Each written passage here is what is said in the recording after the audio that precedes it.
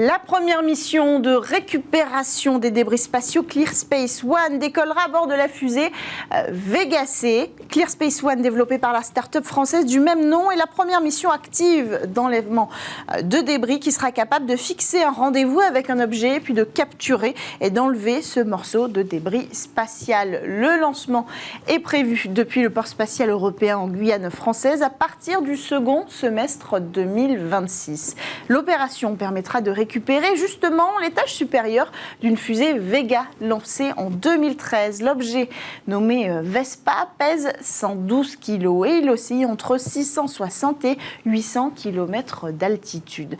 La forme simple de ce débris permettra de démontrer l'efficacité des technologies embarquées à bord de cette mission, en particulier de son système de pince composé de 4 bras robotiques.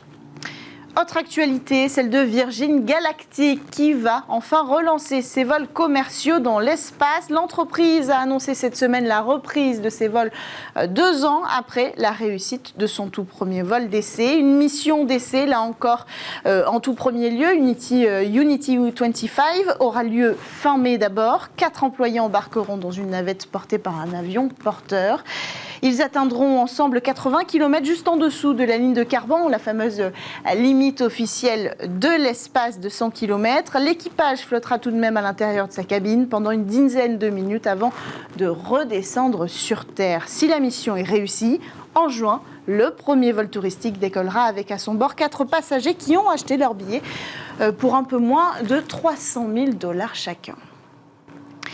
C'est une étude qui le dit, les femmes astronautes sont un atout pour les missions spatiales. Une étude publiée dans la revue Scientific Reports. Les chercheurs ont analysé les effets de la taille du corps sur les besoins en ressources de vie pour les astronautes masculins et féminins. Résultat, les astronautes femmes consomment moins d'eau, moins d'énergie, d'oxygène, produisent moins de chaleur et de dioxyde de carbone que leurs homologues masculins lors des missions spatiales.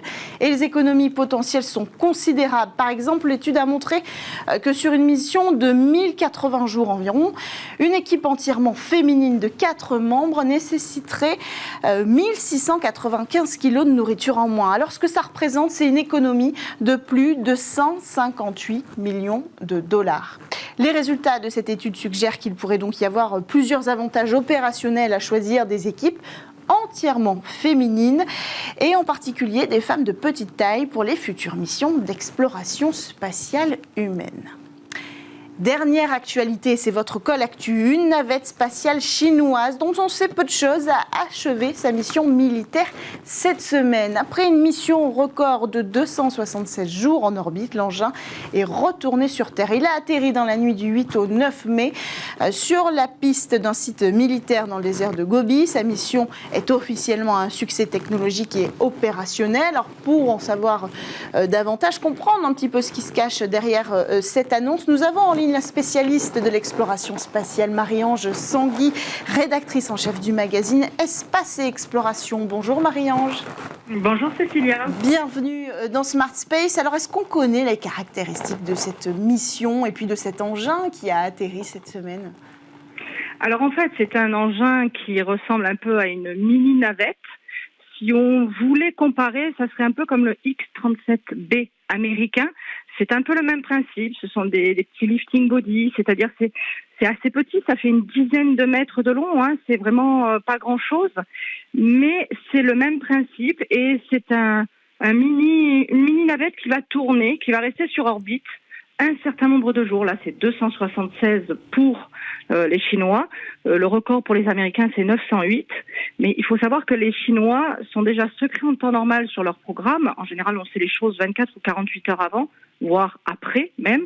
Là, autant vous dire que, étant donné que ça sert pour à la fois de la science, mais certainement beaucoup de militaires, ils sont encore plus secrets. C'est pour ça qu'on parle de ce mystérieux space plane, parce que ils disent pas grand-chose dessus. Alors vous l'avez dit, il n'était pas annoncé, mais les agences spatiales européennes, internationales d'ailleurs, l'avaient bien identifié et l'ont suivi de près pendant toute cette mission.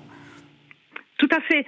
On la suit parce que aujourd'hui, c'est quand même assez compliqué de garder des choses totalement secrètes dans l'espace. On surveille l'espace et on a pu l'observer, entre autres des Américains ont pu voir que il avait, durant cette mission de 276 jours, pratiqué des manœuvres d'amarrage ou d'abordage d'un autre objet. Alors, on ne sait pas si c'est un objet qu'il a lâché lui-même de sa soute, ou est-ce que c'est quelque chose qui volait dont il s'est rapproché, mais il aurait fait 2 ou 3 manœuvres d'amarrage et voire même s'être amarré complètement. Donc on arrive à le surveiller, à le voir, mais on n'arrive pas à avoir toutes les informations, bien entendu.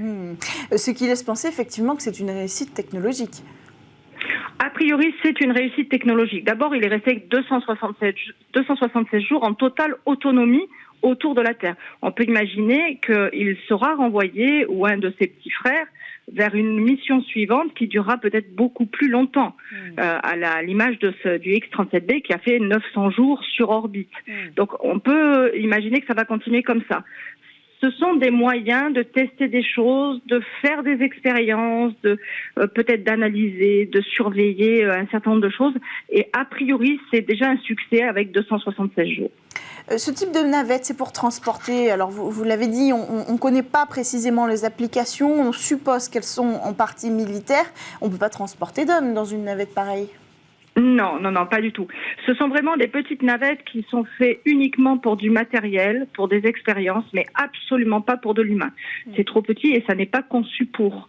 C'est vraiment quelque chose qui n'a pas de partie cabine pressurisée, protectrice pour un humain.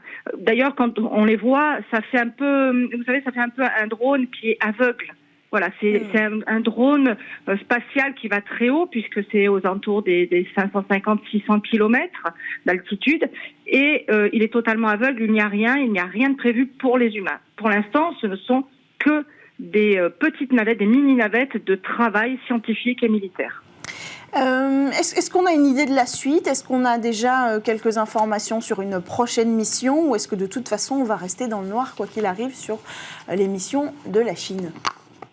Alors, sur les missions de ce petit avion-là, de cette petite navette, on est dans le flou complet, voire le noir même complet, le noir spatial, parce que en fait, on saura qu'il aura décollé, soit on le saura au moment où il va décoller, soit après qu'il ait décollé, parce qu'on l'aura repéré, parce qu'on l'aura vu grâce à des satellites, entre autres.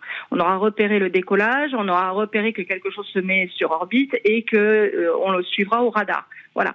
Ce sont des missions, en général, déjà qu'au niveau des Américains, ils en parlent très peu, mais alors autant vous dire qu'au niveau des Chinois, c'est encore plus discret. Comme toutes les missions, mais celle-là est très, très discrète. Merci beaucoup Marie-Ange Sanguy, rédactrice en chef d'Espace et Exploration, d'avoir éclairé notre lanterne sur cette mystérieuse mission militaire chinoise. On enchaîne quant à nous avec le Space Talk sur Bismart.